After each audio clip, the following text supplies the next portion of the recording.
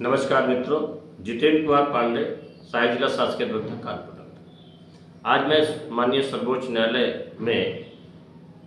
Suhas Chakma versus union of India अनुच्छेद 32 में एक रिट पिटीशन संख्या 1082/20 जिसे दाखिल करता है। इसमें पूरे भारत में जो राज्य विधिक सेवा प्राधिकरण, जिला विधिक सेवा प्राधिकरण तथा राष्ट्रीय विधिक सेवा जिसको नलसा बोलते हैं, इसके तहत जेलों में जो बहुत से लोगों को आजीवन कारावास मिल गया या किसी न्यायालय किसी अन्य अपराध में दंडित हैं, उनको विधिक सेवा प्राधिकरण द्वारा संपर्क न करने के कारण वो ना अपील कर पा रहे हैं, ना उसके विरुद्ध कोई कार्रवाई कर पा रहे हैं। इस पर माननीय सर्वोच्च न्यायालय में ये रिट पिटीशन फाइल हुई और बताया गया कि पूरे भारत में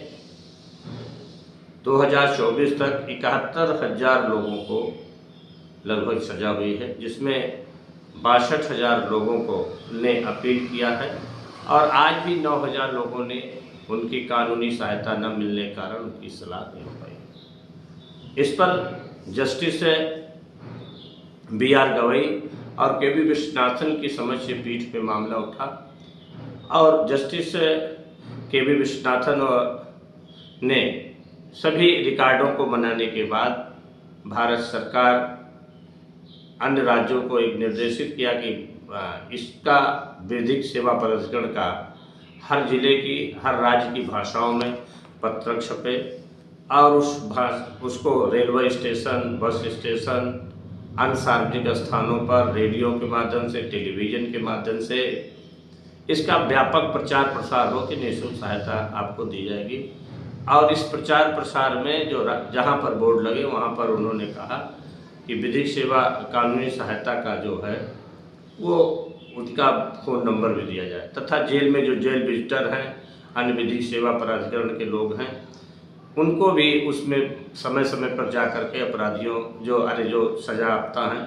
उनसे बातचीत करके उनको कानूनी सहायता दिया, क्योंकि इसमें 2024 के एक मामले में एक व्यक्ति को आजीवन कारावास की सज़ा होने के बाद 7 साल तक उसे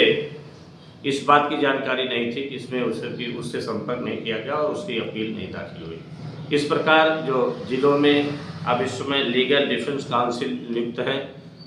उनको राज्य विधिक सेवा प्राधिकरण के माध्यम से उनको ट्रेनिंग दी जाए और इस प्रकार एक व्यापक प्रचार प्रसार किया जाए। इस पर माननीय सर्वोच्च न्यायालय ने सभी राज्यों को भी जो विधिक सेवा प्राधिकरण है, जिला विधिक सेवा प्राधिकरण को निर्देशित करने का आदेश दिया है, जिससे कि कोई भी सजायाफ्ता की जो संविधान का अनुच्छेद 21 है उसका उल्लंघन न हो। और इस प्रकार ये जजमेंट उन जिनको से कोई वकील नहीं मिल रहा है, जिन्हें कानूनी सहायता प्राप्त देने के लिए किसी वकील को देने के लिए फीस नहीं है, उनके लिए ये बहुत महत्वपूर्ण जजमेंट होगा।